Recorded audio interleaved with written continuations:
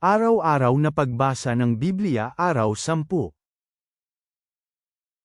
Lumang Tipan, Genesis Kapitulo 21, Genesis Kapitulo 22, Genesis Kapitulo 23. Binigyang pansin ni Yahweh si Sarah gaya ng sinabi niya at tinupad ni Yahweh ang kanyang pangako kay Sarah. Nabuntis at nagsilang ng isang anak na lalaki si Sarah para kay Abraham sa kanyang katandaan, sa itinakdang panahong sinabi ng Diyos sa kanya. Pinangalanan ni Abraham bilang Isaac ang kanyang anak na lalaki, siya na isinilang sa kanya, na isinilang ni Sarah para sa kanya. Tinuli ni Abraham ang kanyang anak na si Isaac nang ito ay 8 araw na gulang, ayon sa iniutos ng Diyos sa kanya. Si Abraham ay 100 taong gulang nang isilang si Isaac sa kanya. Sinabi ni Sarah, pinatawa ako ng Diyos, tatawa ang bawat isang makakarinig kasama ko. Sinabi rin niya, sinong makapagsasabi kay Abraham na si Sarah ay mag-aalaga ng mga anak, at gayon pa man nagsilang ako sa kanya ng isang anak na lalaki sa kanyang katandaan. Lumaki ang bata at hiniwalay na sa kanyang ina, at naghanda si Abraham ng isang malaking pagdiriwang sa araw na hiniwalay na si Isaac sa kayang ina. Nakita ni Sarah na nangungutya ang anak ni Agar na taga-Ehipto, na isinilang niya kay Abraham. Kaya sinabi niya kay Abraham, palayasin mo ang babaeng aliping ito kasama ang kanyang anak, dahil hindi magiging tagapagmana ang anak ng babaeng aliping iyan kasama ng anak kong si Isaac. Ang bagay na ito ay labis na nagpalungkot kay Abraham dahil sa kanyang anak. Ngunit sinabi ng Diyos kay Abraham, huwag kang malungkot dahil sa batang lalaki, at dahil sa iyong babaeng lingkod. Pakinggan mo ang lahat ng sinasabi niya tungkol sa bagay na ito, dahil sa pamamagitan ni Isaac makikilala ang mga kaapu-apuhan mo. Gagawin ko ring isang bansa ang anak ng babaeng lingkod, dahil siya ay iyong anak. Maagang bumangon si Abraham, kumuha siya ng tinapay at isang lalagyang tubig at nilagay ito sa balikat ni Agar. Dinala niya ang batang lalaki sa kanya at pinaalis siya. Umalis siya at nagpagala-gala sa ilang na lugar ng Beersheba. Pagkaubos ng tubig sa lalagyang balat, iniwan niya ang bata sa ilalim ng isang mababang puno. Pagkatapos umalis siya at naupo sa di kalayuan mula sa kanya, na parang isang tudla ng pana ang layo, dahil ang sabi niya, huwag ko sanang makita ang kamatayan ng bata. Habang nakaupo siya roon sa kabila ng bata, nilakasan niya ang kanyang boses at humagulgol siya sa iyak. Narinig ng Diyos ang boses ng bata, at tumawag ang anghel ng Diyos kay Agar mula sa langit, at sinabi sa kanya, anong gumagambala sa iyo, Agar? Huwag kang matakot sapagkat narinig ng Diyos ang boses ng bata mula sa kanyang kinaroroonan. Tumayo ka, ibangon mo ang bata at patatagin siya, sapagkat gagawin ko siyang isang dakilang bansa. Pagkatapos minulat ng Diyos ang mga mata ni Agar at nakakita siya ng isang balon ng tubig. Pinuntahan niya ito at pinuno ng tubig ang lalagyang gawa sa balat at pinainom ang bata. Sinamahan ng Diyos ang bata, at lumaki siya. Nanirahan siya sa ilang at naging isang mamamana.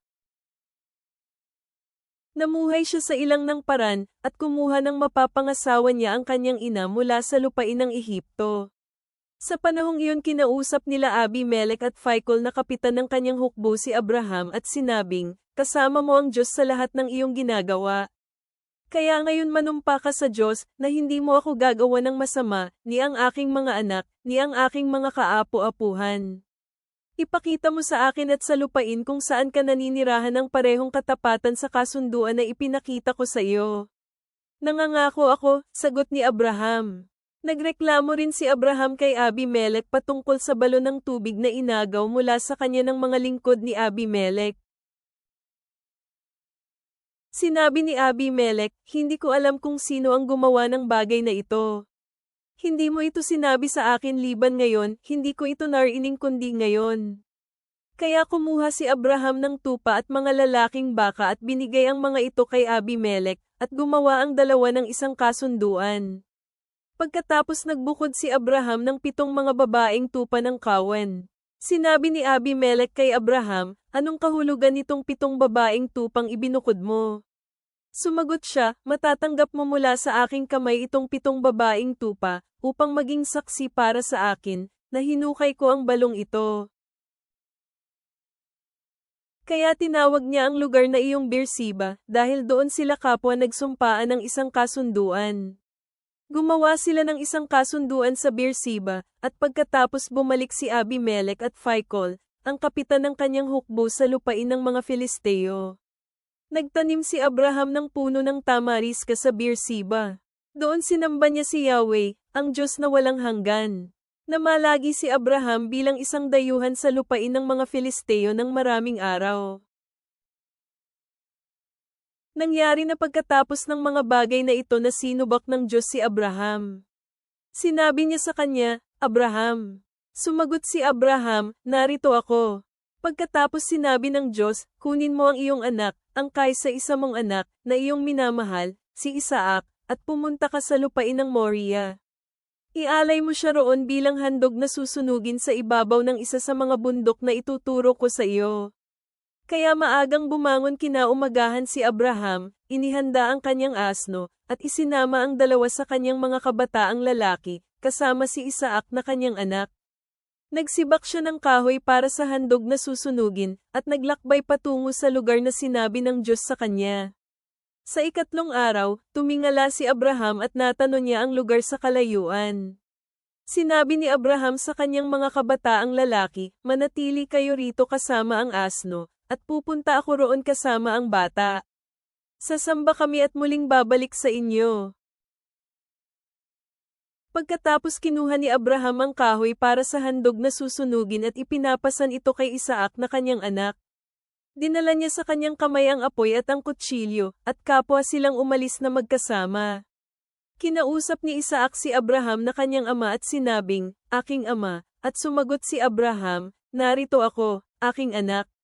Sinabi niya, narito, ang apoy at ang kahoy, ngunit nasaan ang tupa para sa handog na susunugin? Sinabi ni Abraham, ang Diyos mismo ang magbibigay ng tupa para sa handog na susunugin, aking anak. Kaya sila ay nagpatuloy ng magkasama. Nang dumating sila sa lugar na sinabi ng Diyos sa kanya, gumawa si Abraham ng isang altar at inilatag niya ang kahoy dito. Pagkatapos tinalian ni Abraham si Isaac na kanyang anak, at inilagay niya ito sa altar, sa ibabaw ng kahoy. Iniunat ni Abraham ang kanyang kamay na hawak ang kutsilyo para patayin ang kanyang anak. Pero tinawag siya ng anghel ni Yahweh mula sa langit at sinabing, Abraham, Abraham, at sinabi niya, narito ako. Sinabi niya, huwag mong pagbuhatan ng kamay, ni gumawa ng anuman para saktan siya, sapagkat ngayon alam kong may takot ka sa Diyos, nakikita kong hindi mo ipinagkait ang iyong anak, ang iyong kaisa-isang anak na si Isaac sa akin. Tumingala si Abraham nang biglang, may isang tupa sa likuran niya ang sumabit ang sungay sa mga halaman. Pinuntahan at kinuha ni Abraham ang tupa at inalay ito bilang handog na susunugin sa Diyos sa halip na ang kanyang anak. Kaya tinawag ni Abraham ang lugar na iyon na, si Yahweh ang magbibigay, at tinatawag din hanggang sa araw na ito, sa bundok ni Yahweh, ito ay ibibigay. Tinawag ng anghel ni Yahweh si Abraham sa ikalawang pagkakataon mula sa langit. At sinabing ito ay isang kapahayagan mula kay Yahweh, nangangako ako sa aking sarili na dahil ginawa mo ang bagay na ito, at dahil hindi mo ipinagkait ang iyong anak, ang iyong kaisa-isang anak, tiyak na pagpapalain kita at labis kong pararamihin ang iyong mga kaapu-apuhan gaya ng bituin sa kalangitan, at gaya ng buhangin sa dalampasigan, at aangkinin ng iyong mga kaapu-apuhan ang tarangkahan ng kanilang mga kaaway. Sa pamamagitan ng iyong anak, ang lahat ng mga bansa sa mundo ay pagpapalain, dahil sinunod mo ang aking tinig. Kaya bumalik si Abraham sa kanyang mga tauhan, at umalis sila at magkakasamang pumunta sa Beersheba, at nanirahan siya sa Beersheba. Nangyari na pagkatapos ng mga bagay na ito, sinabihan si Abraham, nagkaroon din ng mga anak si Milka, sa iyong kapatid na si Nahor. Sila ay sinahas ang kanyang panganay, si Buz na kapatid niya, si Kemuel na ama ni Aram, Kest, Hazo, Pildes, Gilaf, at Bethuel. Si Bethuel ay naging ama ni Rebeka. May 8 anak na isinilang si Milka kay Nahor, na kapatid ni Abraham. Nagsilang din si Ruma ang pangalan ng isa pang asawa ni Nahor, sina Teba, Gaham, Tahas at Maka. Nabuhay si Sara ng 127 taon. Ito ang mga taon ng buhay ni Sara. Namatay si Sara sa Kiriath Arba, iyon ay Hebron, sa lupain ng Canaan. Nagluksa at umiyak si Abraham para kay Sara. Pagkatapos, tumayo si Abraham at umalis mula sa namatay niyang asawa, at nakipag-usap sa mga anak na lalaki ni Het, na nagsabing, "Ako ay isang dayuhan sa inyo. Pakiusap bigyan ninyo ako ng isang ari-arian para gawing libingan dito, para mailibing ko ang aking patay." Sumagot ang mga anak ni Het kay Abraham, nagsasabing, "Makinig ka sa amin, aking Panginoon. Ikaw ay prinsipe ng Diyos sa amin. Ilibing mo ang iyong patay sa aming piling mga libingan. Wala sa amin ang magkakit sa iyo ng libingan para ilibing ang iyong patay."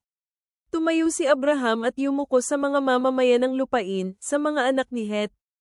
Nagsalita siya sa kanila, na nagsabing, "Kung sumasang-ayon kayo na dapat kong ilibing ang aking patay, dinggin ninyo ako at pakiusapan si Ephron na anak ni Zohar, para sa akin. Pakiusapan ninyo siyang ipagbili sa akin ang kuweba ng Makpela, na kanyang pagmamay-ari, na nasa dulo ng kanyang bukid. Para sa buong halaga hayaan niyang ipagbili ito sa akin ng hayagan bilang ari-arian para gawing libingan." Ngayon nakaupo si Ephron kasama ang mga anak ni Het, at sumagot si Ephron ang Heteo kay Abraham habang naririnig ng mga anak ni Het at ng lahat ng mga taong pumunta sa loob ng tarangkahan ng syudad, na nagsabing, "Hindi, aking Panginoon, pakinggan mo ako. Ibibigay ko sa iyo ang bukid at ang kuwebang narito. Ibibigay ko ito sa iyo, sa harapan ng mga anak ng aking mga kababayan. Ibibigay ko ito sa iyo para mapaglibingan ng iyong patay." Pagkatapos yumuko si Abraham sa harapan ng mga mamamayan ng lupain. Kinausap niya si Ephron na naririnig ng mga tao sa lupain, na nagsasabing, "Ngunit kung papayag ka, pakiusap dinggin mo ako. Babayaran ko ang bukid. Tanggapin mo ang pera mula sa akin, at doon ko ililibing ang aking patay." Sumagot si Ephron kay Abraham, na nagsasabing, "Pakiusap, aking Panginoon, makinig ka sa akin. Ang pirasong lupain na nagkakahalagang 400 shekel ng pilak, ano ba ito sa pagitan natin? Ilibing mo na ang iyong patay." Nakinig si Abraham kay Ephron at tinimbang ni Abraham sa harap ni Ephron ang halaga ng pilak na kanyang sinasabi na naririnig ng mga anak ni Het, 400 shekel ng pilak, ayon sa pamantayang panukat ng mga mangangalakal. Kaya ang bukid ni Ephron, na nasa Makpela, nakatabi ng Mamre, ang bukid, ang kuweba na nasa loob nito, at ang lahat ng mga punong naroon sa bukid at lahat ng nasa palibot ng hangganan, ay ipinasa kay Abraham sa pamamagitan ng pagbili sa harapan ng mga anak ni Het, at sa harapan ng lahat ng mga pumunta sa loob ng tarangkahan ng lungsod. Pagkatapos nito, inilibing ni Abraham ang kanyang asawang si Sara sa kuweba sa bukid ng Makpela, nakatabi ng Mamre, iyon ay Hebron, sa lupain ng Canaan. Kaya ang bukid at ang kuwebang naroon ay naipasa kay Abraham mula sa mga anak ni Het bilang ari-arian upang gawing libingan. Bagong tipan. Matthew 23 minuto pasado alas 8:34, Matthew 9:1-13. Nang sumakay na si Jesus sa bangka, sumunod sa kanya ang mga alagad niya. Masdan ito, nagkaroon ng isang malakas na bagyo sa dagat kaya natabunan ng mga alon ang bangka. Ngunit natutulog si Jesus. Pumunta sa kanya ang kanyang mga alagad at siya ay ginaisang nila na nagsasabi, "Iligtas mo tayo, Panginoon, mamamatay na tayo." Nang sumakay na si Jesus sa bangka, sumunod sa kanya ang mga alagad niya. Masdan ito, nagkaroon ng isang malakas na bagyo sa dagat kaya natabunan ng mga alon ang bangka. Ngunit natutulog si Jesus. Pumunta sa kanya ang kanyang mga alagad at siya ay ginaisang nila na nagsasabi, "Iligtas mo tayo, Panginoon, mamamatay na tayo." Sinabi ni Jesus sa kanila, "Bakit kayo natatakot, kayong maliitang pananampalataya?" At bumangon si Jesus at sinaway ang mga hangin at ang dagat. At nagkaroon ng labis na katahimikan. Namangha ang mga lalaki at sinabi nila, "Anong uring tao ito, maging ang dagat at hangin ay sumusunod sa kanya?" Nang dumating si Jesus sa kabilang dako, sa bayan ng mga Gadareno, may sumalubong sa kanya na 2 lalaki na sinapian ng mga demonyo. Galing sila sa mga libingan at lubhang napakarahas kaya walang mga manlalakbay ang nakararaan sa daan na iyon. Masdan ito, sumigaw sila at nagsabi, "Ano ang pakialam namin sa iyo, anak ng Diyos? Naparito ka ba upang kami ay pahirapan bago ang itinakdang oras? Ngayon, may kawan ng mga baboy ang nanginginain doon sa hindi kalayuan sa kinaroroonan nila." Patuloy na nagmakaawa kay Jesus ang mga demonyo at nagsasabing, "Kung paaalisin mo kami, ipadala mo kami at papasukin sa kawan ng mga baboy." Sinabi ni Jesus sa kanila, "Pumunta kayo." Lumabas ang mga demonyo at pumasok sa mga baboy. At masdan ito, nagmadali ang mga baboy pababa sa isang matarik na burol sa dagat at namatay silang lahat sa tubig. Ang mga lalaking nag-aalaga sa mga baboy ay nagsitakbuhan. Nagpunta sila sa lungsod at ipinamalita ang lahat, lalo na ang nangyari sa mga lalaking sinapian ng mga demonyo. Masdan ito, lahat ng lungsod ay nagpunta upang makita si Jesus. At nang makita nila siya, nagmakaawa sila na umalis siya sa kanilang rehiyon. Sumakay si Jesus sa bangka, tumawid sa kabilang dako, at nakarating sa kanyang lungsod. Masdan ito, dinala nila sa kanya ang isang lalaking paralisado na nakarete sa isang higaan. Nang nakita niya ang kanilang pananampalataya, sinabi ni Jesus sa paralisado, "Anak, magalak ka. Ang iyong mga kasalanan ay napatawad na." Masdan ito, may ilan sa mga eskriba ang nagsabi sa kanilang mga sarili, "Ang taong ito ay lumalapastangan sa Diyos." Batid ni Jesus ang mga nasa isip nila at sinabi, "Bakit kayo nag-iisip ng masama sa inyong mga puso? Sapagkat alin ba ang mas madaling sabihin, napatawad na ang iyong mga kasalanan, o ang sabihin, tumayo ka at lumakad?" Ngunit para malaman ninyo na ang anak ng tao ay may kapangyarihan na magpatawad ng kasalanan dito sa lupa, sinabi niya sa paralisado, "Tumayo ka, buhatin mo ang iyong higaan, at umuwi ka sa iyong bahay." Pagkatapos ay tumayo ang lalaki at umuwi sa kanyang bahay. Nang makita ito ng napakaraming tao, namangha sila at nagpuri sa Diyos, na siyang nagbigay ng ganoong kapangyarihan sa mga tao. Nang si Jesus ay umalis mula doon, nakita niya ang lalaki na nagngangalang Mateo na nakaupo sa lugar ng paningilan ng buwis. Sinabi niya sa kanya, "Sumunod ka sa akin." Tumayo siya at sumunod sa kanya. Habang nakaupo si Jesus upang kumain sa bahay, masdan ito, dumating ang maraming mga maniningil ng buwis at mga makasalanang tao at nakisalo sila kay Jesus at sa mga alagad niya. Nang makita ito ng mga Pariso, sinabi nila sa kanyang mga alagad, "Bakit ang iyong guro ay kumakain kasama ng mga maniningil ng buwis at mga taong makasalan?" Nang marinig ito ni Jesus, sinabi niya, "Hindi nangangailangan ng manggagamot ang mga taong may malalakas na pangangatawan, iyon lamang may mga sakit. Dapat kayong humayo at unawain ang ibig sabihin nito, nais ko ay habag at hindi alay. Sapagkat ako ay pumarito, hindi upang tawagin ang matuwid na magsisi, kundi ang mga makasalanan." Nang makita ito ng mga Pariso, sinabi nila sa kanyang mga alagad, "Bakit ang iyong guro ay kumakain kasama ng mga maniningil ng buwis at mga taong makasalan?" Nang marinig ito ni Jesus, sinabi niya, "Hindi nangangailangan ng manggagamot ang mga taong may malalakas na pangangatawan, iyon lamang may mga sakit. Dapat kayong humayo at unawain ang ibig sabihin nito, nais ko ay habag at hindi alay. Sapagkat ako ay pumarito, hindi upang tawagin ang matuwid na magsisi, kundi ang mga makasalanan." Mga awit, Psalm 7:17. Ang aking kalasag ay nanggagaling mula sa Diyos, ang negal iligtas ng mga pusong matuwid. Ang aking kalasag ay nanggagaling mula sa Diyos, ang negal iligtas ng mga pusong matuwid. Ang Diyos ay makatuwirang hukom, ang Diyos na galit bawat araw. Kung hindi magsisisi ang isang tao, haasin ng Diyos ang kanyang espada at ihahanda ang kanyang pana para sa labanan. Naghahanda siya para gumamit ng mga sandata laban sa kanya, ginagawa niya ang kanyang umaapoy na palaso. Isipin mo ang isang buntis na may kasamaan, ang nag-iisip ng mapanirang mga balak, ang nangganganak ng mga mapanirang kasinungalingan. Nagbubungkal siya ng hukay, tatakpan ito at saka mahuhulog siya sa hukay na binungkal niya. Ang kanyang sariling mapanirang mga balak ay babalik din sa kanya, dahil ang kanyang kasamaan ay babagsak sa sarili niyang ulo.